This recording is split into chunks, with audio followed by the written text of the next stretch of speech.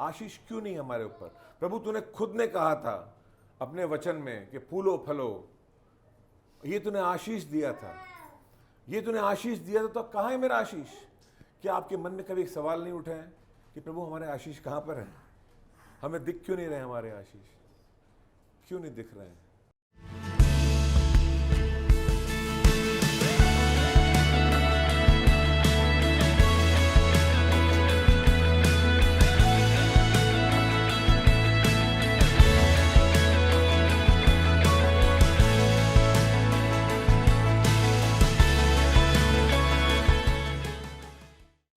लूका का पहला अध्याय उसके 5वें वचन से पढ़ रहे हैं हम।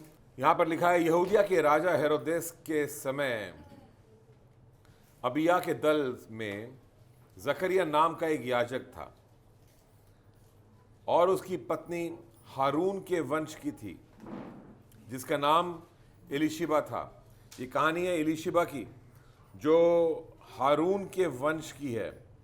तो हारून के बारे में आप जानते हैं, अगर आपने सुना नहीं होगा, जो लोग जानते नहीं हैं उनको बता दूं मैं कि हारून मूसा का भाई था।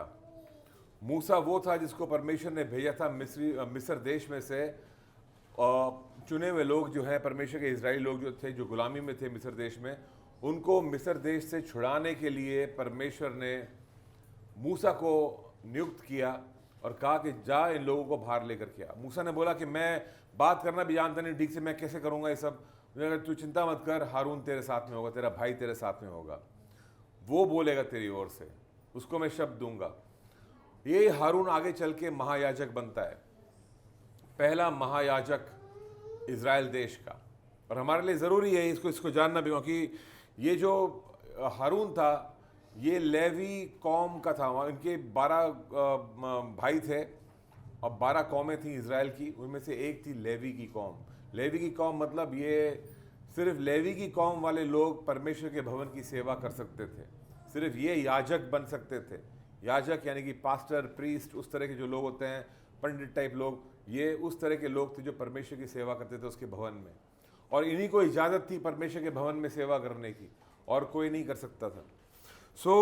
यहाँ पर लिखा है कि एलीशिबा जो है हारून के वंश की थी, और जकरिया जो है जिससे शादी हुई थी एलीशिबा की, वो जकरिया अबिया के दल में था और एक याजक था। तो ये दोनों जो थे, एलीशिबा और जकरिया, जो दोनों जन थे, ये दोनों याजकों के कौम में से आ रहे थे।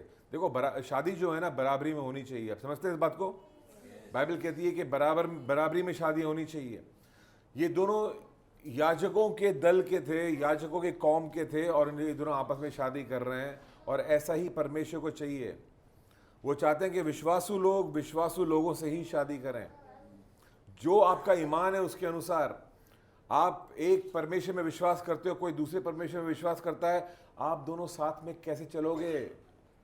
कैसे चल सकते हो? दोनों का विश्वास एक होना कितना जरूरी है। क्या बाइबल कहती है क्या 2 जन साथ चल सकते हैं अगर वो सहमत ना हो? जवाब है कि नहीं चल सकते हैं साथ में। एक को इस दिशा में जाना है, दूसरे को उस दिशा में जाना है, साथ कैसे चलेंगे? कितना ज़रूरी है कि बराबरी में शादी हो। और ये वो लोग हैं जिन्होंने ऐसा ही किया है, बराबरी में शादी की। अभी आते हैं, ये यहूदी खानदान के लोग हैं ये। ओके, अब सुनना ध्यान से। यहाँ पे वे दोनों परमेश्वर के सामने धर्मी थे। सब लोग बोलो धर्मी थे। धर्मी लोग यानी कि ये वो लोग हैं। अब बाइबल कहती है कोई भी धर्मी नहीं है, सबने पाप किया है। तो ये ऐसा तो नहीं है कि इन लोगों ने पाप नहीं किया है, ये पाप किया है, लेकिन फिर भी बाइबल को धर्मी बोल रही है। मतलब ये वो लोग थे जिनका हृदय था परमेश्वर की इच्छाओं को पूरा करना, जिनका हृदय था कि हम हमेशा परमेश्वर के राहों में चलेंगे। शायद गलती करते होंगे, लेकिन फिर भी उनकी इच्छा ये थी कि हम चलेंगे परमेश्वर के राहों में, और गलतियां किए तो कबूल करेंगे और वापस अपने आप को अपने अंदर सुधार लेकर के आएंगे। ये स्वभाव चाहिए परमेश्वर को हम में।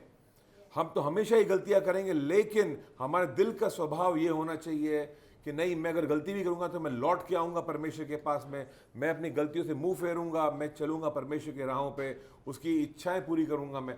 ये हमारी दिल की इच्छा होनी चाहिए, और परमेश्वर इस हृदय को जांचता है।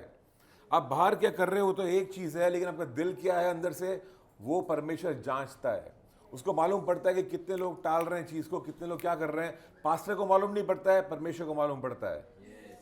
हम पास्टर से छुपा सकते हैं और छुपाएं ना छुपाएं, पास्टर से कोई फर्क नहीं पड़ता है। मुख्य बात तो ये है कि आप परमेश्वर से क्या छुपाओगे, आप वो जानता है अच्छी तरह से आप क्या कर रहे हो, राइट। सो यहाँ पर लिखा है इन दोनों के बारे में कि दोनों धर्मी थे और प्रभु की सारी आज्ञाओं और विधियों पर निर्दोष चलने वाले थे। इनकी दिल की इच्छाएं ऐसी थी कि बस हम चलेंगे परमेश्वर की राहों में चलेंगे बस हम, और हम उसके सामने निर्दोष, खुद को निर्दोष ही साबित करना चाहेंगे हमेशा। कुछ गलती होती बोले नहीं नहीं नहीं, तौबा करेंगे, उसे छोड़ेंगे उन चीज़ों को और लौट के आएंगे परमेश्वर के पास में। ये वो लोग थे, इनके हृदय ऐसे थे।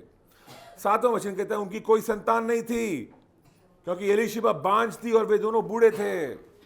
आप बोलोगे ये कैसे हो गया?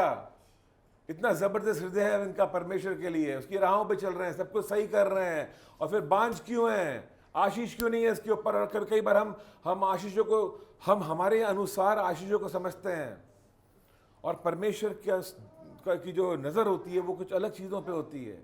ये बांझ है। आप सोच सकते इसका हाल क्या होगा।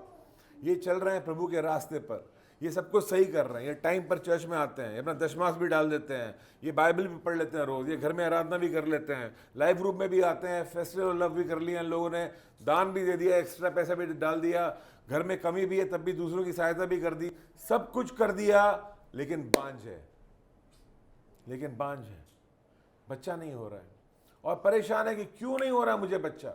और हर एक औरत की तरह जो एक यंग हो, इनकी शादियां जब हुई होंगी, शायद ये एलीशिबा उनके कस्टम्स के अनुसार बहुत यंग होगी।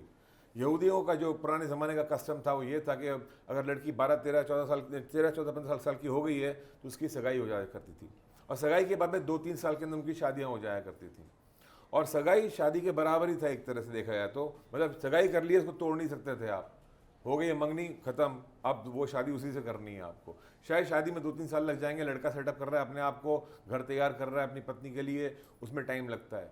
लेकिन जब वो 15, 16, 17 साल की हो जाती थी तो शादियाँ हो जाया करती थी, और वो अपने ससुराल चली जाया करती थी।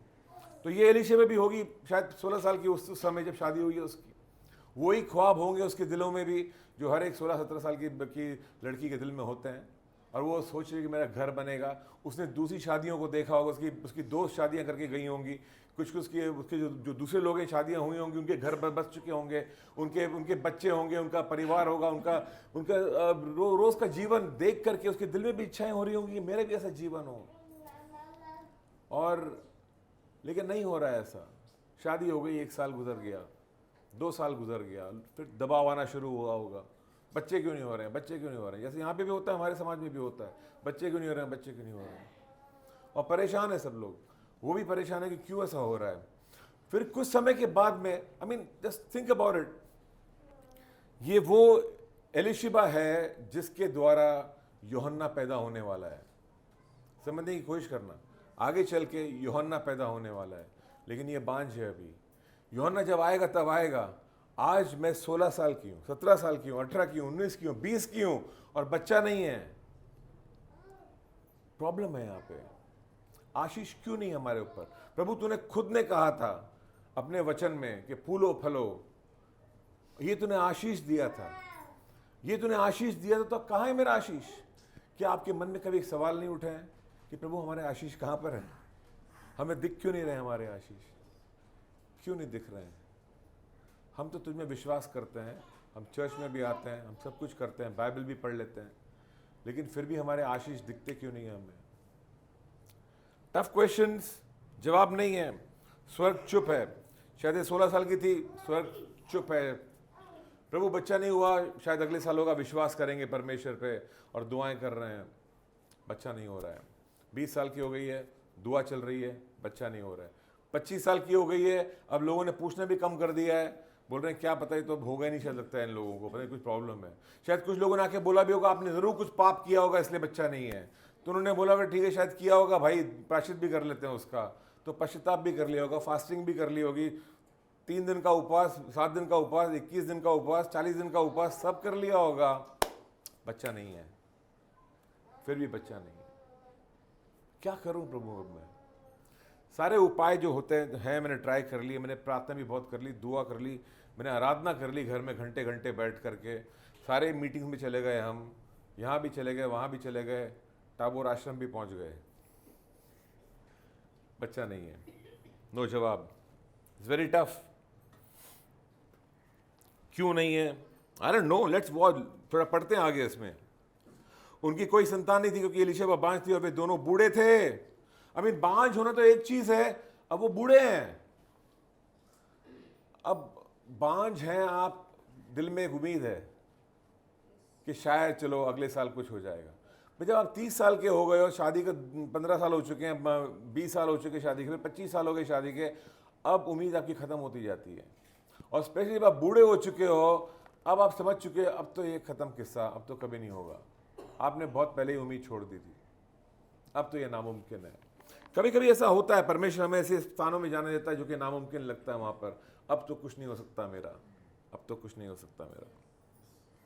8वां वचन, जब वो अपने दल की पारी पर परमेश्वर के सामने याजक का काम करता था, तो याजकों की रीति के अनुसार उसके नाम पर चिट्ठी निकली कि प्रभु के मंदिर में जाकर धूप जलाए। उसका टर्न आया, उसकी बारी आई कि प्रभु के मंदिर में जाकर धूप जलाए। 10वां वचन, धूप जलाने के समय लोगों की सारी मंडली बाहर प्रार्थना कर रही थी। कुछ लोग होते हैं जो अंदर धूप जलाते थे मंदिर में, कुछ लोग बाहर प्रार्थना करते थे। ये उनमें से था जो अंदर आकर के इसका नंबर लगा था, ये अंदर आके धूप जला रहा था, अपनी सेवा कर रहा था प्रभु की। 11वां वचन, उस समय प्रभु का एक स्वर्गदूत धूप की वेदी की दाहिनी ओर खड़ा हुआ उसको दिखाई दिया। जकरिया देखकर घबराया और उस पर भय छा गया, परंतु स्वर्गदूत ने उसे कहा, हे जकरिया भयभीत ना हो, क्योंकि तेरी प्रार्थना सुन ली गई है। कौन सी प्रार्थना? कब की थी उसने? अभी तो बूढ़े हो चुके हैं, ये 20 साल पहले वाली प्रार्थना है ये, जब उसने कुछ समय के बाद में शायद प्रार्थना करना भी बंद कर दिया होगा। अब एक आदमी कितनी प्रार्थना करेगा? आप कितनी प्रार्थना करते हो? आज आपने दुआ की कि प्रभु मुझे घर मिल जाए, फिर 5 साल हो गए घर नहीं मिला, 10 साल हो गए नहीं मिला, 15 साल, 20 साल, 25 साल, 30 साल हो गए नहीं मिला। अब तो उम्मीद भी नजर नहीं आ रही, नौकरी भी छूट चुकी है, EMI भी नहीं भर सकते हो। अब आप बोलोगे छोड़ो ना यार, नहीं मिलेगा शायद, आपने छोड़ ही दी होगी उम्मीद उसकी, और अचानक एक दिन स्वर्गदूत आके बोलता है आपको मिलने वाला, आपकी प्रार्थना सुन ली गई है। हाँ बोलोगे कब की थी? मैंने याद भी नहीं है मुझको प्रार्थना कब की थी, बहुत समय बीत चुका है। उसको याद भी नहीं होगा शायद कब उसने आखिरी बार प्रार्थना की थी परमेश्वर से इसके लिए। लेकिन उस समय एक स्वर्गदूत वहां पे आके कहता है, हे जकरिया भयभीत ना हो, क्योंकि तेरी प्रार्थना सुन ली गई है और तेरी पत्नी एलीशिबा से तेरे लिए एक पुत्र उत्पन्न होगा और तू उसका नाम यूहन्ना रखना। तुझे आनंद और हर्ष होगा और बहुत से लोग उसके जन्म के कारण आनंदित होंगे, क्योंकि वो प्रभु के सामने महान होगा और दाखरस और मदिरा कभी ना पिएगा और अपनी माता के गर्भ से ही पवित्र आत्मा से परिपूर्ण हो जाएगा। आमीन। इससे बढ़कर क्या हो सकता है? होली स्पिरिट बैप्टिज्म, पवित्र आत्मा का बपतिस्मा कब मिलेगा उसको? कोई मीटिंग में नहीं मिलेगा उसको, बड़ा होकर के नहीं मिलेगा, पानी का बपतिस्मा के बाद में नहीं मिलेगा, जब वो माता के गर्भ में तभी से मिल जाएगा। ये पैदा होते ही अन्य भाषा में बात करना शुरू करेगा। इसको वेट नहीं करना पड़ेगा कि कब मुझे वरदान मिलेगा अन्य भाषा का, ये पैदाइश ही होगा उस तरह का। I mean this is amazing. और फिर यहां पर लिखा है 16 वचन में, और इजराइलियों में से बहुतेरों को उनके प्रभु परमेश्वर की ओर फेरेगा। ये एलिया की आत्मा और सामर्थ में होकर उनके आगे आगे चलेगा और पितरों का मन बाल बच्चों की ओर फेर देगा और आज्ञा न मानने वालों को धर्मियों की समझ पर लाए और प्रभु के लिए एक योग्य प्रजा तैयार करे। कितना बड़ा कार्य है इसका यूहन्ना का, कितनी बड़ी तकदीर है यूहन्ना की। कौन है यूहन्ना जैसा जो पैदा होते ही, जन्म से ही, वो गर्भ से ही पवित्र आत्मा से परिपूर्ण है। तो पवित्र आत्मा को 2 बार मिलता है। एक तो 2 बार मतलब 2 बार जो हमें प्रकट होता है। एक तो जब हम यीशु को ग्रहण करते हैं, पवित्र आत्मा को दिया जाता है, वो आके हमारे अंदर बस जाता है, हमें एक नया जन्म मिलता है, हमारा शरीर पवित्र आत्मा का मंदिर बन जाता है। उसके बाद में परमेश्वर हमको पवित्र आत्मा का बपतिस्मा देता है। जो चाहते हैं उनको मिलता है, जो मांगते हैं उनको मिलता है पवित्र आत्मा का बपतिस्मा। और जब पवित्र आत्मा का बपतिस्मा मिलता है तो अंदर एक जोश आता है और फिर इंसान वो करना शुरू करता है जो वो पहले नहीं कर रहा था। वो सेवकाई करना शुरू करता है, प्रचार करना शुरू करता है, लोगों को प्रभु के बारे में बताना शुरू करता है। ये जबरदस्त कार्य उसके अंदर शुरू होता है और अलग अलग वरदान में चलना शुरू करता है। फिर वो ये है पवित्र आत्मा का बपतिस्मा। ये यूहन्ना पैदाइशी पवित्र आत्मा का बपतिस्मा लेके पैदा होने वाला है और इसका उद्देश्य क्या है? दुनिया में लोगों के मनों को फिराएगा परमेश्वर की ओर। इसका उद्देश्य ही वो है, और कोई इसका उद्देश्य ही नहीं है इसका। Very powerful destiny. ये यहां पर लिखा है, ये बहुतेरों को उनके प्रभु परमेश्वर की ओर फेरेगा, और लिखा है अंत में के और प्रभु के लिए एक योग्य प्रजा तैयार करेगा। यानी यीशु जो आने वाला है उसका ऐलान सबको करेगा और सबके दिलों को तैयार करेगा कि प्रभु आने वाला है, प्रभु आने वाला है, और सब लोग तैयार हो जाएंगे यहाँ पे प्रभु को रिसीव करने के लिए। ये काम के लिए भेजा गया उसको। और बाइबल में लिखा है कि एक स्त्री से जन्म लेने वालों में से यूहन्ना से बढ़कर और कोई नहीं था। नो, ऐसा तो नहीं होता कि यूहन्ना से बढ़कर कोई नहीं था, मूसा उससे बढ़कर था, अब्राहम उससे और भी बढ़कर था। लेकिन फैक्ट तो ये है कि जो तकदीर इसकी है उससे बढ़कर तकदीर किसी की नहीं थी। क्योंकि मूसा ने यीशु का स्वागत नहीं किया, अब्राहम ने यीशु का स्वागत नहीं किया। दूर से देखा उन्होंने कि आने वाला है एक मसीहा, पर कुछ देखा नहीं आंखों से। पर यूहन्ना वो है जिसने ऐलान किया कि यीशु आने वाला है, उसके लिए जगह तैयार की और उसको स्वागत भी किया। इसको वो प्रकटीकरण मिला यूहन्ना को जो दुनिया को नहीं मिला था उस वक्त। इसने यीशु को देखते ही बोल दिया, देखो ये है परमेश्वर का मेमना। देखते ही बोला उसने, इसकी आंखों से पर्दा हटाया परमेश्वर ने। बाकी सबकी आंखों पे पर्दा था, कोई भी यीशु को देखकर नहीं बोल सकता था कि यीशु परमेश्वर का मेमना है जो दुनिया के पापों को अपने ऊपर लेता है। कोई नहीं बोल सकता था, सिर्फ यूहन्ना को के वो अधिकार दिया गया था। ये इतना बड़ा उसको सौभाग्य मिला है। आपको मुझको क्या सौभाग्य मिला है? कौन सा प्रकटीकरण हमको मिला है? और क्यों नहीं मिलेगा? मिलना चाहिए हमको। जब हम मांगेंगे परमेश्वर के मुझको भी दे, मेरा भी जीवन प्रभु ऐसा होना चाहिए कि मुझे एक ऐसा जबरदस्त प्रकटीकरण मिले जो बाकी लोगों को नहीं मिला है। जो तेरे दिल की बात है, तू दुनिया को बताना चाहता है, तू मेरे द्वारा बता लोगों को। मुझे बड़ी तकदीर चाहिए, छोटी मोटी तकदीर नहीं चाहिए। यूहन्ना की इतनी जबरदस्त तकदीर है उसकी। छोटे से अरसे के लिए आया है दुनिया में, वो पृथ्वी पर बहुत जल्द मरने वाला है वो अभी यहाँ पे। लेकिन जो तकदीर लेकर के आया, आज भी हम बैठ के उसकी बात कर रहे हैं। यहाँ पे 2000 साल बीत चुके हैं, आज हम उसकी बात कर रहे हैं। ग्रेट डेस्टिनी, जबरदस्त तकदीर, जबरदस्त तकदीर। लेकिन उस जबरदस्त तकदीर के लिए क्या होगा? 15 वचन में लिखा है, क्योंकि वो प्रभु के सामने महान होगा। पहली बात तो वो महान होगा, प्रभु ने पहले से डिक्लेयर कर दिया है। ये जो यूहन्ना है महान होगा। आमीन। क्यों महान होगा? यूहन्ना ने अभी तक तो कुछ किया ही नहीं है कि वो महान होगा। ऐसा क्या कार्य किया उसने कि वो महान होगा? कौन से ब्रिज बनाए हैं, कौन से इमारतें खड़ी की हैं, कौन सा राज्य बनाए हैं उसने? कुछ तो नहीं किया उसने अपनी लाइफ में। सिर्फ एक ही काम उसने किया, लोगों को बताया कि यीशु आने वाला है, मन फिराओ, तैयार किया उनको यीशु के लिए। इतना ही काम किया उसने और महान हो गया। आप अपनी महानता कहां पर ढूंढ रहे हो? सवाल यह है, आपकी महानता किस चीज से जुड़ी हुई है? कुछ लोग हैं दुनिया में जो महानता ढूंढ रहे हैं पैसों में। बहुत पैसे हो जाएंगे, हम महान बन जाएंगे, एक ब्रिज हमारे नाम का हो जाएगा, और लोग अपने चौक पे अपने नाम डालना चाहते हैं ताकि हम महान रहें, लोगों को याद रखें हमेशा के लिए। यूहन्ना के नाम में कोई चौक नहीं है, पर हम यूहन्ना की बात कर रहे हैं। आप समझिए इस बात को। उसने कुछ नहीं, अपना पत्थर उधर कहीं पर डलवाया नहीं उसने, पर हम बात कर रहे हैं उसकी आज महानता। ये महानता है जो परमेश्वर की ओर से है। ये महानता है परमेश्वर की ओर से। ये महानता हमें कैसे मिलती है? जब हम अपनी तकदीर में चलते हैं, मिल जाती है। अगर तकदीर में चलेंगे अपनी, ये महानता मिल जाएगी हमको, जबरदस्त तकदीर। इस महानता को पाने के लिए, इस तकदीर में चलने के लिए एक और चीज होती है। यहाँ पे 15 में लिखा हुआ है, क्योंकि वो प्रभु के सामने महान होगा और दाखरस और मदिरा कभी नहीं पिएगा। अभी दाखरस और मदिरा नहीं पिएगा। अब हम भी शराब नहीं पीते हैं, हमें पसंद नहीं शराब और हम पीते नहीं है। ये जो दाखरस और मदिरा की बात चल रही है, वाइन और अल्कोहल, दो चीज़ों की बात चल रही है। पूरे यूरोप में, इजराइल में, हर जगह जहाँ पर अंगूर की खेती है, आपको वहाँ पे दिखेगा कि वहाँ पे वाइन बनता है और सब लोग जो है वहाँ पे वाइन पीते हैं। यूरोप में अगर आप जाओगे, वहाँ पानी महंगा है, वाइन सस्ता है, और लोग वाइन को पानी की तरह पीते हैं। आप किसी के घर में जाओगे तो आपको वाइन ऑफर करेंगे, वो पूछेंगे नहीं कि बड़ी चीज़ दे रहे हैं, वो तो नॉर्मल है, ले लीजिए सर, बैठिए बात करेंगे। मैं जैसे हम लोग पानी ऑफर करते हैं एक दूसरे को, वैसे वो लोग वाइन ऑफर करते हैं। आप उनको बोलोगे पानी पीना है तो बोलेंगे क्या पानी पीना है, क्या कर रहे हो तुम? अजीब से लगता है। उनका कस्टम फर्क है, उनका रहन सहन फर्क है। यहाँ पर यूहन्ना को के बारे में कहा गया है कि ये दाखरस नहीं पिएगा, ये दाखरस और मदिरा कभी नहीं पिएगा। यानी कि ये वो नहीं करेगा जो आम लोग करते हैं। आप समझ रहे हो इस बात को? जो आम लोग करते हैं वो ये नहीं करेगा। क्यों? क्योंकि इसकी तकदीर जबरदस्त है। आम लोग वो करते हैं जो आम चीजें हैं, उनकी तकदीर भी आम ही होती है। समझ रहे हो? जबरदस्त लोग वो हैं जो वो नहीं करते जो आम लोग करते हैं, ये जबरदस्त चीजें करते हैं, इनकी तकदीर भी जबरदस्त होती है। यूहन्ना वो करने जा रहा है जो जबरदस्त काम है, उसके लिए उसका जीवन भी जबरदस्त होना पड़ेगा। जीवन ऑर्डिनरी जीवन नहीं हो सकता है, सामान्य जीवन नहीं हो सकता है। जबरदस्त लोग जबरदस्त चीजें करते हैं और जबरदस्त उनकी तकदीर होती है। आम लोग आम ऑर्डिनरी चीजें करते हैं, उनकी तकदीर भी ऑर्डिनरी होती है। अब सुनना, ध्यान से समझना इस बात को। ये यूहन्ना है, ओके? ये बहुत सारे पैसे नहीं कमाने वाला है।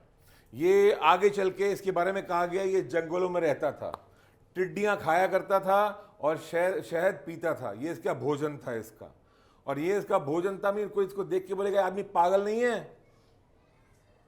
लोग उसको देख के बोलते इसमें भूत है, शायद इसके अंदर दुष्ट आत्मा है इसके अंदर। ये कहते हैं यूहन्ना के बारे में, क्योंकि वो हरकतें उसकी ऐसी थी, जंगलों में घूम रहा है, उसको परवाह नहीं है इसको दुनिया की। मतलब ये आदमी अपने करियर के बारे में सोच ही नहीं रहा है कि मेरा घर बसेगा, मेरा करियर होगा, मैं इंजीनियर बनूंगा, डॉक्टर बनूंगा, मेरा नाम होगा, मेरे नाम के चौक बनेंगे। नहीं सोच रहा है वो सब। उसका सोच, उसका फोकस ही कुछ और है। बचपन से उसका फोकस एक ही चीज के ऊपर है, मुझे लोगों के दिल बदलने हैं क्योंकि मेरा मसीहा आने वाला है इस दुनिया में। इतना ही फोकस्ड है वो, यही उसकी सोच है, और इसलिए उसके बारे में आज बात कर रहे हैं हम। उस समय बहुत से लोगों ने बड़ी बड़ी इमारतें बनाई थी, हम उनके बारे में बात नहीं कर रहे हैं, हम उनको जानते भी नहीं है ठीक से। हम यूहन्ना को जानते हैं, लेकिन बड़ी तकदीर वालों को तुम जानोगे हमेशा, और जिनकी तकदीर है वही है, थोड़े टाइम बाद वो खो जाएंगे, इतिहास में खो जाएंगे कहीं ना कहीं। इतने पन्ने इतिहास के, कहाँ याद रखोगे? सब के सब खो जाएंगे। यूहन्ना याद रहेगा आपको। आमीन। यूहन्ना याद रहेगा। 2000 साल हो गए हैं, याद है हमको आज भी। स्कूल में सिखाया नहीं गया यूहन्ना हमको, लेकिन याद है, आज मालूम पड़ रहा है हमको यूहन्ना के बारे में। आमीन।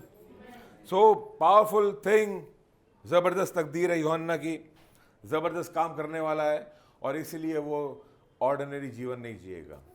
ये बोझा किसको दिया गया है? एलीशिबा को और जकरिया को। परमेश्वर बोला तुम दोनों ये काम करोगे, अपने बच्चे को ऐसा बनाओगे कि इसका फोकस दुनियादारी नहीं होगी, इसका फोकस मेरा राज्य होगा। आप समझ रहे हो? कितना अच्छा होगा हम जब हमारे बच्चों को देखते हैं, तो जब उनकी तकदीर के बारे में सोचते हैं, तो हम उनके लिए एक ज़बरदस्त तकदीर मांगे परमेश्वर से कि प्रभु मेरे बच्चे भी हजारों लोगों के दिलों को बदलेंगे, तेरी ओर लेकर के आएंगे, लाखों को तेरे राज्य में लेकर के आएंगे। जो लोग आज अंधकार में, उनको मेरे बच्चे जाकर के निकालेंगे उनके अंधकार से। जो गुलामी में है, उनको गुलामी से आज़ाद करेंगे मेरे बच्चे। कितना अच्छा होगा, मैं सोचता हूँ उनके बारे में। हमारा दिल की इच्छा ये होनी चाहिए कि हमारे बच्चे ज़बरदस्त लोग बने, ज़बरदस्त उनकी तकदीर हो। अफसोस तो यह है कि दुनिया ने हमको सिखा दिया है कि ज़बरदस्त तकदीर का मतलब है ढेर सारा पैसा हो। आप समझ रहे हो इस बात को?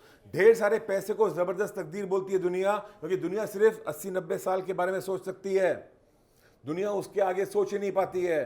लेकिन परमेश्वर ने हमको 70-80 साल नहीं दिए हैं, उसने हमको अनंत जीवन दिया है। हमारा जीवन इतना सा नहीं है कि हम सिर्फ पैसों के बारे में सोचें, हमें तकदीर के बारे में सोचना है जो अनंत काल की तकदीर है। हमारी तकदीर खत्म नहीं होती है पृथ्वी पर। आपकी मेरी तकदीर यहां पे खत्म नहीं होती है। जैसे हम मरते हैं, तकदीर खत्म नहीं होती है, जैसे शरीर छोड़ते हैं, तकदीर हमारी चलती जाती है अनंत काल तक। और हम हमारी जायदाद जो बटोर रहे हैं, हम वो दुनिया में बटोर रहे हैं। यहाँ पे हर वो दिल को जो हमने फेरा है, हर वो इंसान को जो अंधकार से बाहर निकाला है, ये हमारी जायदाद में जुड़ता जा रहा है। हमारी जायदाद बनती जा रही है। आमीन। बाकी की जायदाद छूट जाएगी, यहाँ पर एक ही जाएगी वहां पे अनंत काल में। जो लोगों के दिलों को फिराओगे तुम, ये तुम्हारी जायदाद है अनंत काल के लिए। अब यहां पर गरीबी है, बहुत दुख की बात नहीं है, 70-80 साल है सिर्फ यहाँ पे। पर अगर वहां पे गरीबी होगी तो कितना दुख की बात होगी हमारे लिए। यहां भी जायदाद नहीं थी, वहां पर भी जायदाद नहीं है। तो वो बोलेगा यहां तो तेरे पास नहीं थी, मैं समझ सकता हूं, लेकिन यहाँ आगे के लिए तूने बनाया क्यों नहीं? तेरे हाथ में था वो तो। लोगों के दिलों को फेरना तुम्हारे हाथ में आज, क्योंकि पवित्र आत्मा तुम्हारे अंदर है। वो जायदाद क्यों नहीं बना रहे हो? लेकिन और बनाना बंद क्यों कर दिया? बनाते जाओ, बनाते जाओ, बनाते जाओ। क्यों खुश हो थोड़े से ही? और बढ़ते जाओ उसमें, वो इकट्ठा करते जाओ। यहां पर जो आज इकट्ठा कर रहे हैं, जब तुमको बाद में देखेंगे तो बोलेंगे, हो तेरे पास इतना कहां से आ गया? तेरे पास तो कुछ नहीं था पृथ्वी पे। बोला मेरे पास कुछ नहीं था पृथ्वी पे, लेकिन मैंने यहाँ के लिए बनाया। तुम जब मस्ती कर रहे थे पृथ्वी पे, पृथ्वी के लिए बना रहे थे, तब मैं यहाँ के लिए बना रहा था, अनंत काल के लिए। आयु इतनी यूहन्ना को वो तकदीर दी गई थी। यूहन्ना जबरदस्त काम कर रहा था। आप ऑर्डिनरी काम करोगे, ऑर्डिनरी तकदीर पाओगे। जबरदस्त काम करोगे, जबरदस्त तकदीर होगी। साथ में मेरे नाउ वॉच दिस। एलीशिबा का क्या हुआ? Very sad.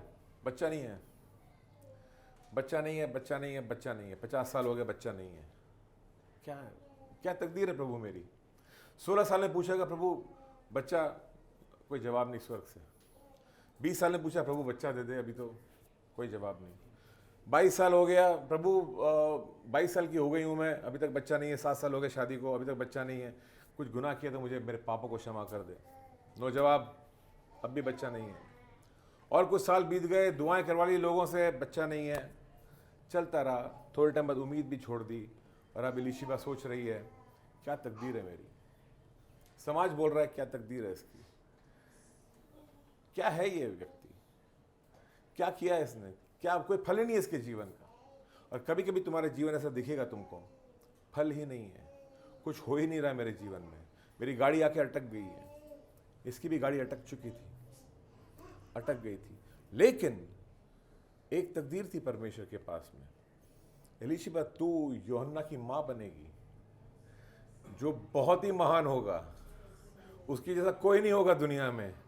तू उसकी मां बनने वाली है। पर उसकी मां तू आज नहीं बन सकती है। आज तेरे को पीड़ा उठानी पड़ेगी, 5 साल बिताने पड़ेंगे, कोई नतीजा नहीं होगा।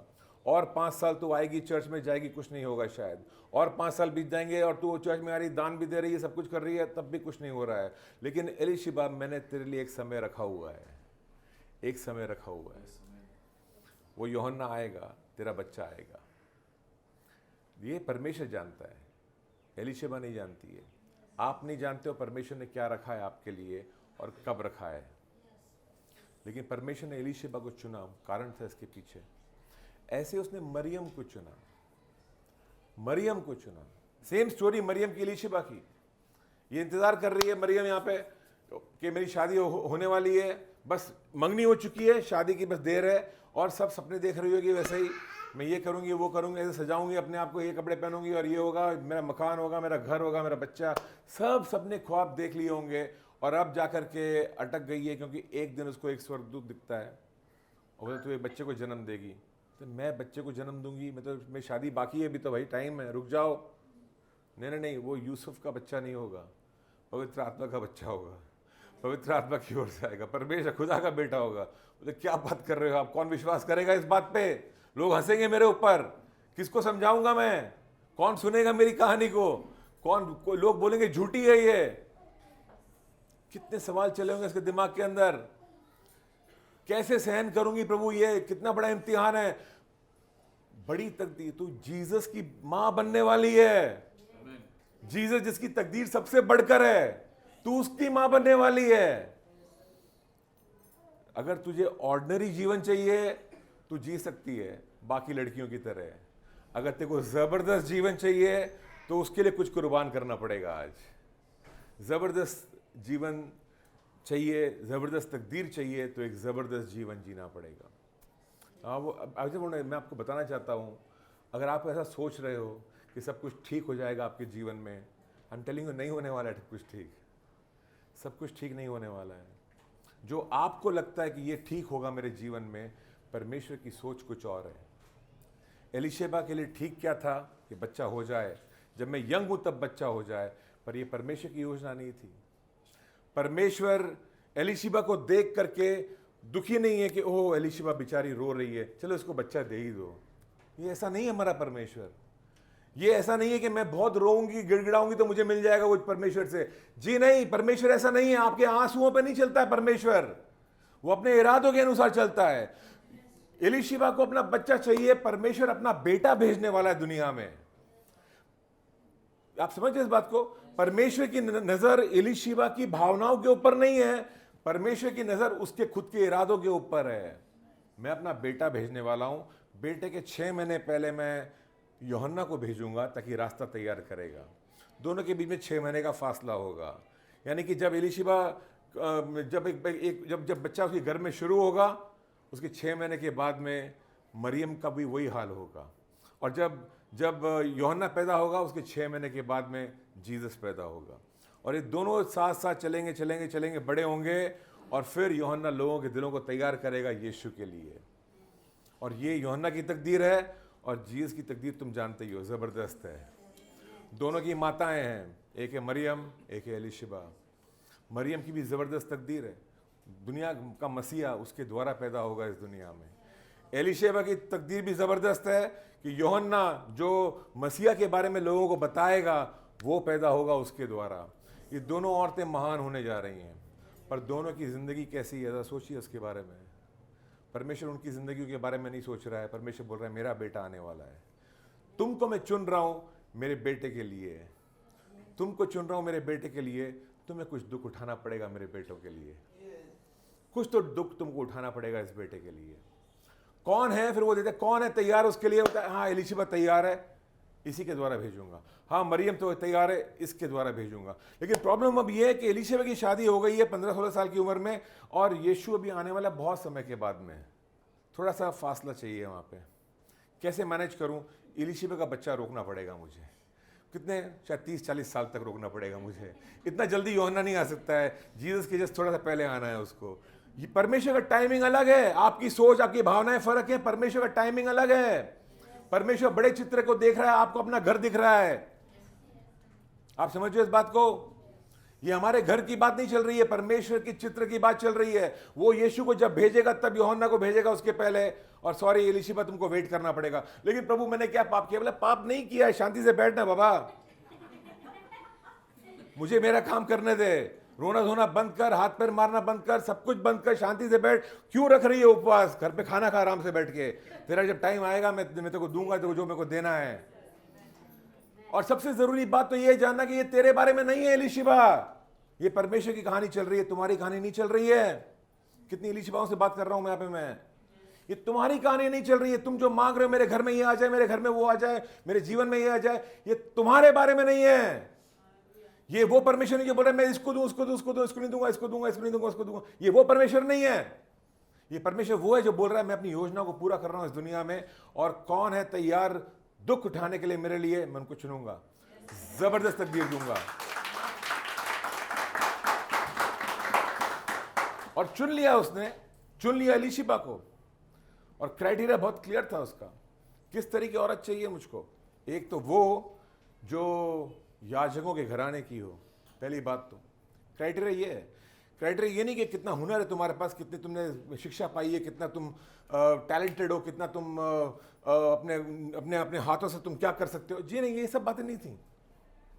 पहला क्राइटेरिया उसको ये था कि ये होगी एक याजकों के घराने की होनी चाहिए। जैसे आपने यीशु को ग्रहण किया, आप याजकों के घराने में जुड़ चुके हो।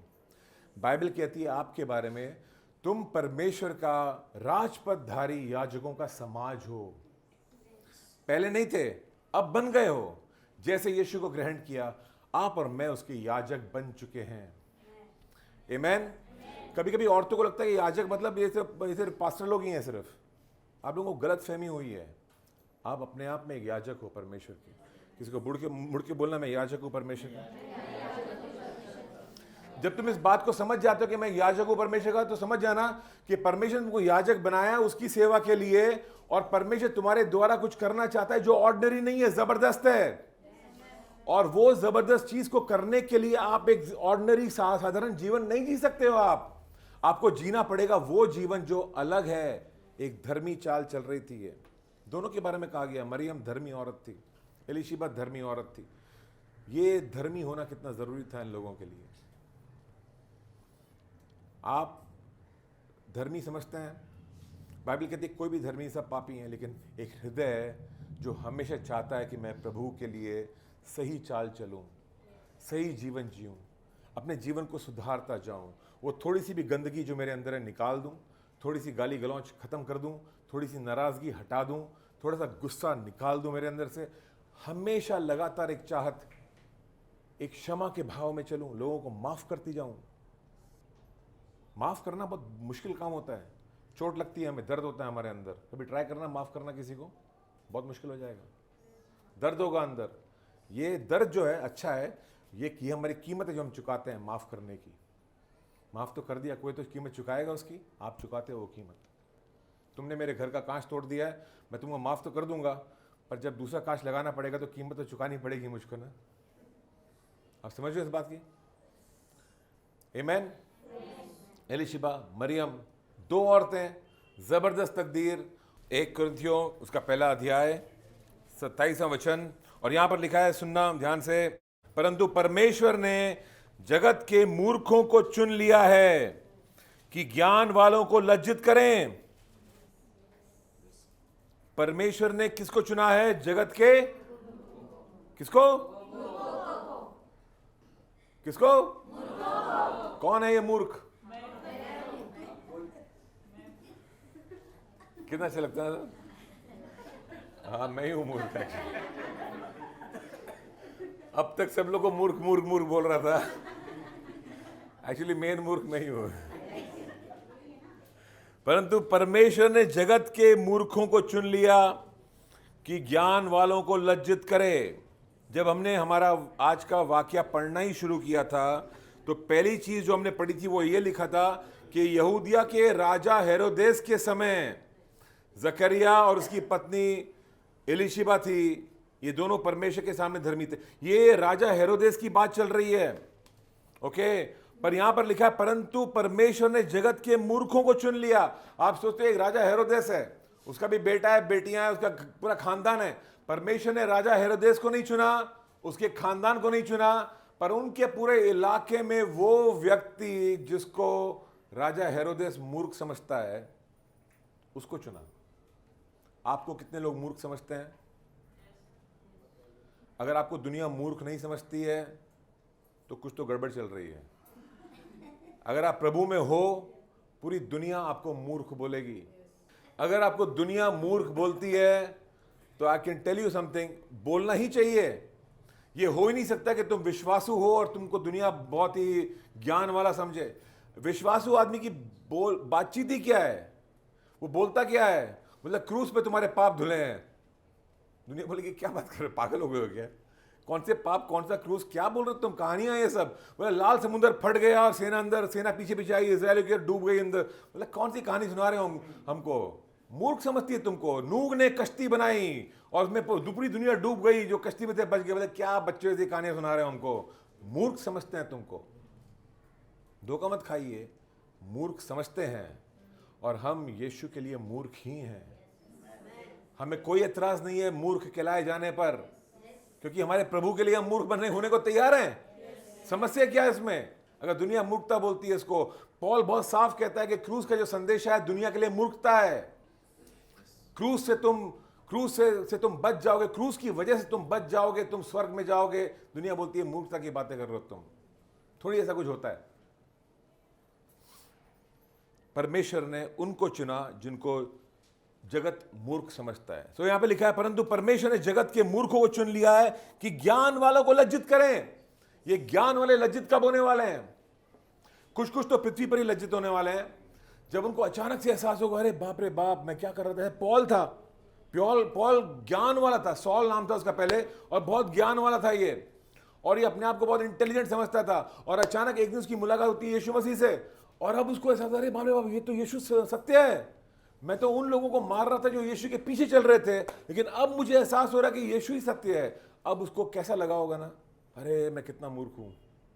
वो खुद की नजरों में कितना लज्जित हुआ होगा, मैं क्या कर रहा था, मैं इतना, मुझसे बड़ा बेवकूफ और कोई नहीं होगा। और तुरंत जाकर के वो प्रचार करना शुरू करता है यीशु मसीह का, और उसके बाकी के सारे लोग बोल रहे होंगे, तेरे को क्या हो गया, पागल हो गया क्या ये? अभी कल तो कुछ और बोल रहा था, आज कुछ और बोल रहा है। आई मीन ये पॉल तैयार था मूर्ख कहलाने के लिए, प्रभु के लिए, कि सत्य को जान चुका था। आप और मैं सत्य को जान चुके हैं। जब हम जाके प्रचार करेंगे, लोगों को बताएंगे प्रभु के बारे में, आपको मूर्ख बोलेंगे वो लोग। अभी से रिसीव कर लो उस चीज को, हाँ बोलेंगे। उससे डरना नहीं, उससे बचने की कोशिश मत करो। मैं तो कहता हूं जिस तरफ भाव है भाव में बहते जाओ। अगर आपकी नदी इस तरफ बह रही है तो इस तरफ बह लो। मूर्ख, ओके मूर्ख। कुछ लोग हैं जो नदी बह रही है मूर्ख बोल, नहीं नहीं नहीं मूर्ख नहीं हूं। क्यों कर रहे हो उस तरफ, जाओ ना इस तरफ, नो प्रॉब्लम, कोई तकलीफ नहीं, आराम से बहो उसके साथ में। किसको क्या साबित कर रहे हैं हम, किसको क्या साबित कर रहे हैं? हमारी तकदीर जबरदस्त है, हमारी तकदीर बड़ी है। उसने चुन लिया हमको ताकि वो दुनिया को लज्जित करे। कुछ और लोग हैं जो दुनिया में लज्जित नहीं होंगे, कुछ लोग हैं जो बाद में लज्जित होने वाले हैं। जैसे ही मृत्यु आएगी और जब सामने खड़े होंगे, उनको दिखेगा यीशु मसीह, स्वर्ग दिखेगा, नर्क दिखेगा, और एहसास होगा कि हम नर्क में जा रहे हैं।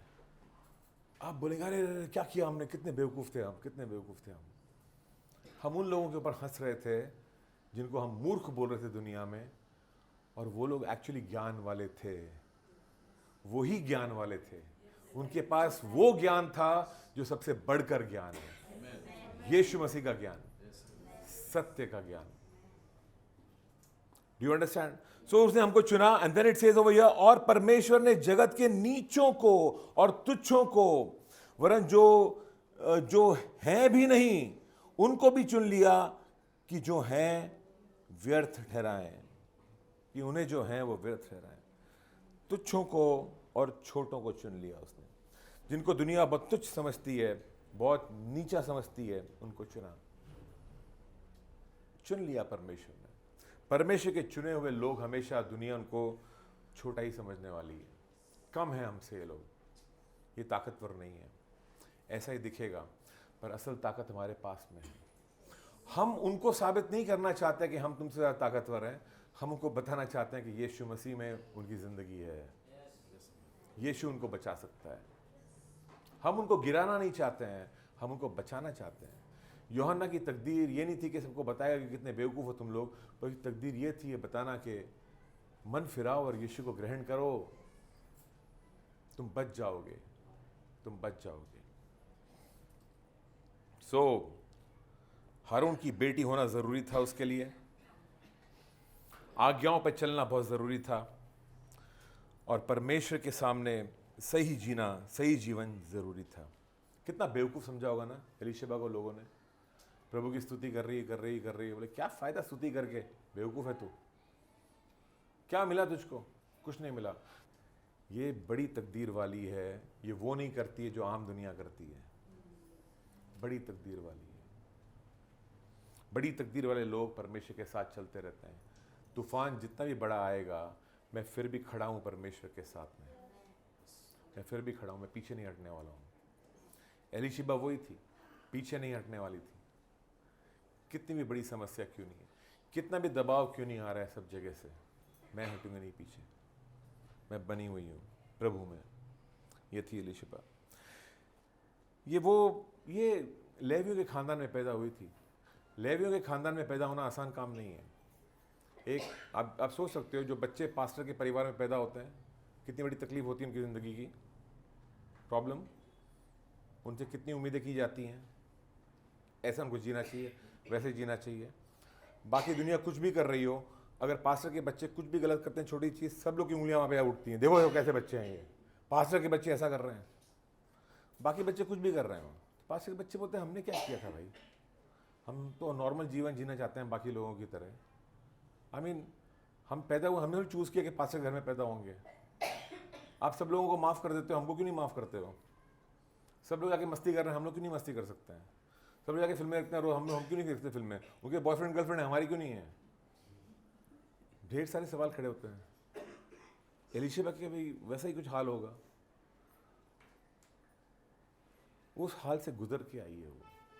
परमेश्वर जानता है इसने वो सब चीज़ें सह ली हैं, ये खड़ी रहेगी मेरे साथ में अंत तक। उसको चुना उसने, उसको चुना उसने। लेवियों के खानदान की थी, तौर तरीके परमेश्वर के जानती थी।